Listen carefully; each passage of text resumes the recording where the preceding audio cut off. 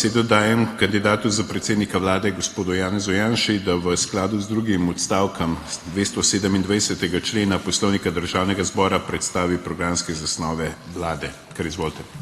Spoštovani gospod predsednik, spoštovani visoki zbor, Slovenke in Slovenci, državljanke in državljani.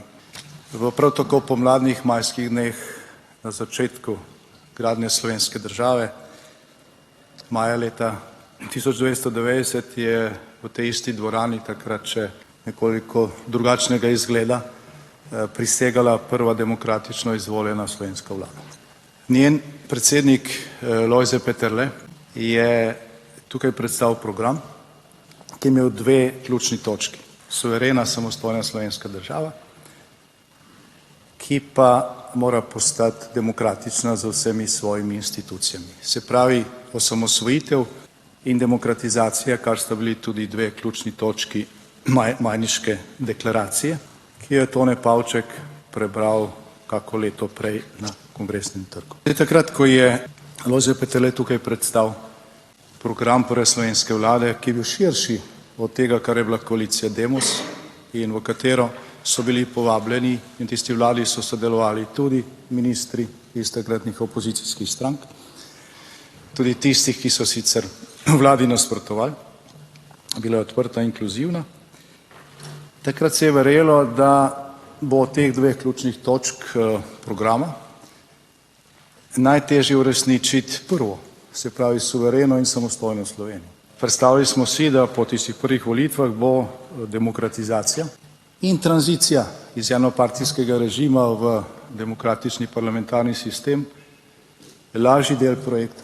Nihče se ni predstavljal, da bo lažje ubraniti komaj razglašeno na noge postavljeno samostojno državo pred takrat na papirju četrto najmočnejšo armado v Evropi, kot pa demokratizirati državo in z neko resno tranzicijo vzpostaviti demokratični in pravni red, v katerem bomo vsi enaki pred zakonom, v katerem bodo človekove pravice spoštovane in v katerem nekateri ne bodo tako kot prej 50 let verjeli, da jih je zgodovina postavila na oblast in da se bo oblast menjavala brez velikih travm, poskusov nakupov poslancev, grožnjami, protesti, granitnimi kockami in tako naprej, ker je pač to normalni red delovanja demokracije.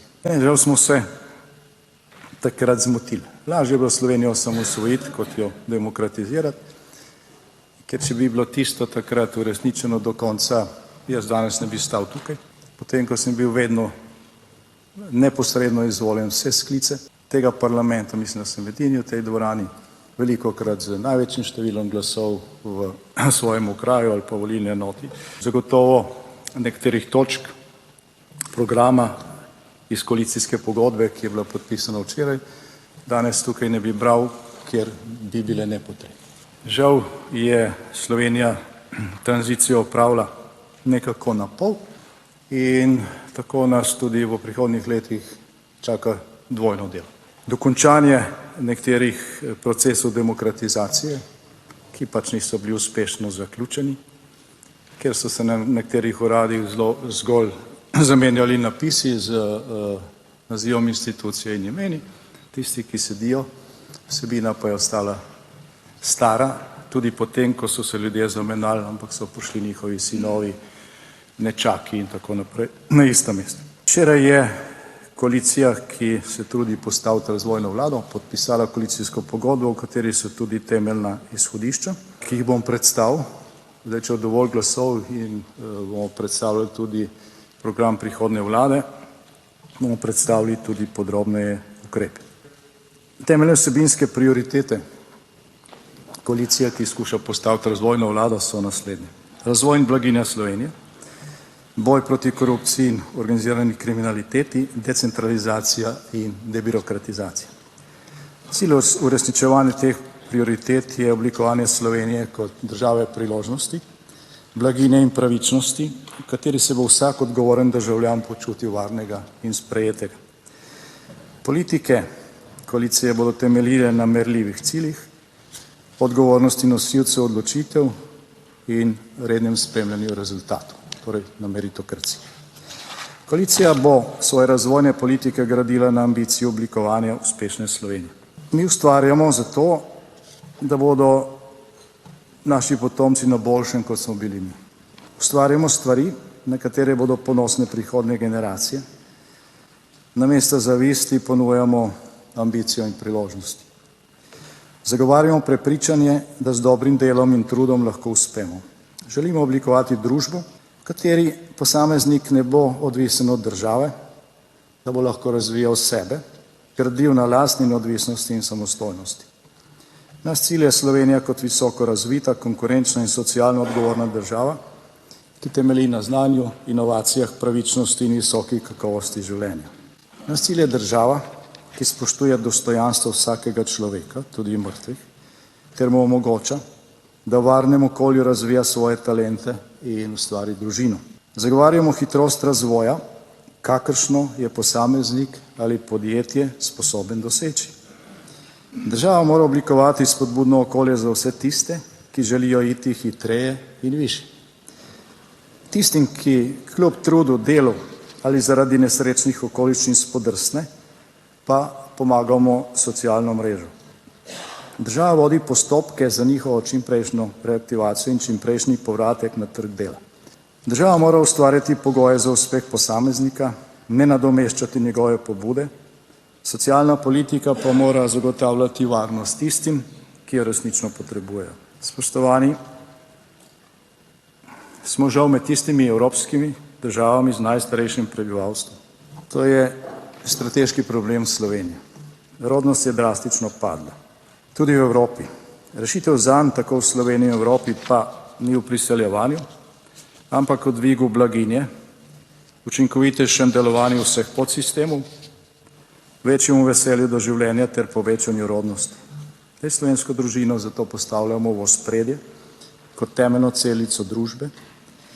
Družina z otroki je za narod in državo z nacionalnega, pa tudi z ekonomskega vidika, investicijski projekt za prihodnost in ni del socialne politike. Temelj razvojne politike je ustvarjanje ugodnejših pogojev za domače gospodarstvo, pa tudi za spodbujanje tujih naložb, kar edino na koncu prinese tudi več denarja za plače, za kvalitetne in dostopne javne storitve ter druge skupne potrebe sodobne razvite družbe. Delo ni socialna, temveč razvojna in gospodarska kategorija, s katero se ustvarja blaginja in posledično financira socialne storitve. Brez produktivnosti in uspešnega gospodarstva ni socialne države, brez socialne države pa ni skladnega razvoja. Zato zagovarjamo socialni dialog. Pogoj zanj pa so politično neodvisne organizacije delodajalcev in delojemalcev. Niti eni, niti drugi strani ne smejo, niti eni, niti drugi ne smejo nastopati kot podaljšana roka politike. Še posebej pri sindikatih je več kot očitno, da temu danes žal ni tako. V ospredje ne postavljamo zgolj minimalne plače, kar se je dogajalo zadnja 4 leta, ampak svoje napore usmerjamo v to, da bi bila plača vseh zaradi večje produktivnosti in racionalne državne porabe višja. Zagovarjamo meritokracijo in plačilo po delu in rezultatih dela.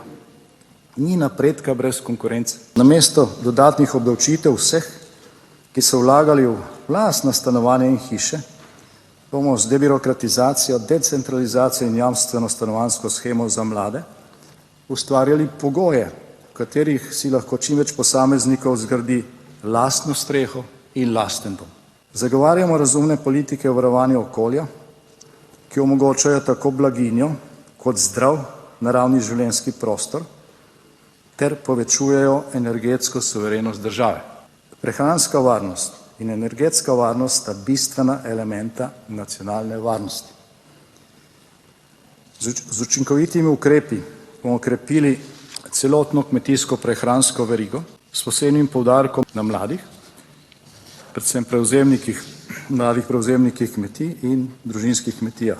Slovenija po odločitvi ljudstva na 2 referendumih pred 2 desetletjema stopila v Evropsko zvezo in Severnoatlantsko zavezništvo, in to z željo in ciljem, da okrepimo tako lastno varnost in blaginjo, kot tudi skupno varnost in blaginjo na našem kontinentu. In ne zato, da bi se odrekli komaj priborjeni suverenosti ali da bi si poleg klasnih pretiranih birokratskih omejitev nadeli še nove. Zato bomo podprli vse napore, tudi številnih drugih držav članic, da se skupni evropski trg razbremeni pretirane birokracije in škodljive protiznanstvene ideologije, ter da se z doslednim nadzorom legalnih ter preprečevanjem ilegalnih migracij na zunanjih mejah ponovno vzpostavi prost pretok ljudi znotraj Evropske unije. Zadnjih 20 let je pokazalo, da če se ne širi mirovni prostor, prostor miru Evropske unije, se pa širi nekdo drug, da ni praznega prostora in zaradi tega širitev Evropske unije strateški projekt.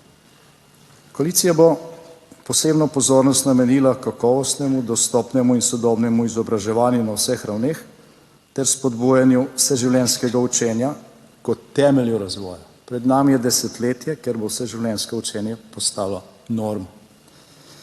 Sistematično bomo krepili razvoj kadrov v povezavi z gospodarstvom ter ustvarili pogoje za zadrževanje domačih talentov in vračanje slovenskih strokovnjakov iz tujine.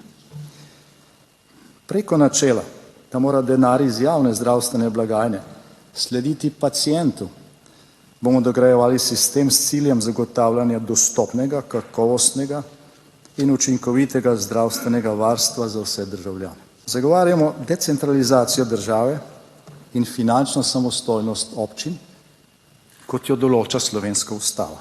Številne enote državne administracije in sedeže oziroma dele ministrstev bomo razmestili po različnih slovenskih regijah. Za pot v službo enaka razdalja, enaki potni stroški iz Ljubljane do Celja ali obratno, iz Ljubljane do Murske Sobote ali obratno, iz Kopra do Ljubljane ali obratno. S tem bomo hkrati zmanjšali prometni pritisk in gnečo na vpadnicah v prestolnico skrajno centralizirane države. Samo 10-odstotna obrnitev prometnih tokov pomeni 20-odstotno razbremenitev v konicah. Decentralizacija države bo eden ključnih razvojnih vzvodov s težnjo po vzpostavitvi močnih regij, ki bodo imele izvirne pristojnosti in vire, a s tem tudi odgovornost za svoj razvoj. Oblikovali bomo bolj vitko državo, manjšo in učinkovito administracijo, z digitalizacijo in uporabo umetne inteligence postopno zagotavljali bolj kvalitetne storitve javne uprave ter vpeljali nagrajevanje po delu in uspešnosti, kar spodbuja ustvarjalnost in višjo produktivnost.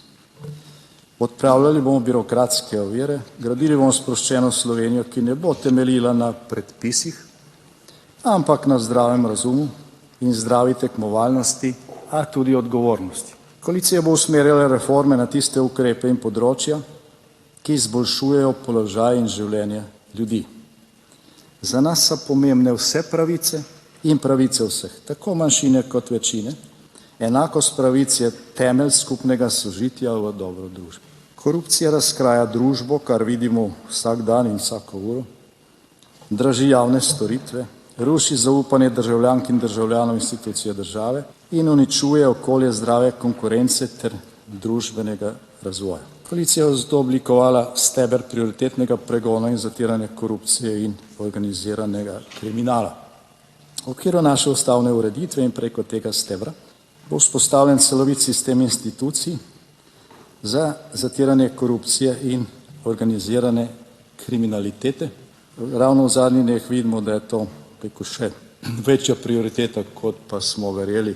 Slovenija je naš skupen dom, svojo domovino cenimo našo kulturo in tradicijo, cenimo tudi kulturo in tradicijo obeh avtohtonih manjšin, madžarske in italijanske narodne skupnosti. Hvaležni smo našim prednikom za ustvarjeno, spoštljivi smo do njihovih naporov in njihovih žrtev, prizanesljivi smo do njihovih dejanj, se enak odnos pričakujemo tudi od naših potomcev. Koalicija, ki je včeraj podpisala pogodbo, zgodovino našega naroda in države sprejema takšno, kot je. V ospredje bomo postavljali tiste zgodovinske dogodke, ki so nas združevali, in ne tistih, ki so nas razdvajali. Gradili bomo na družbenih temeljih, ki nas povezujejo. Cenimo vsakega posameznika, ki se je v prejšnjem stoletju uprl kateremu koli totalitarnemu režimu. Obsojamo vse zločine, ne glede na to, s katero ideologijo so se skušali upravičiti.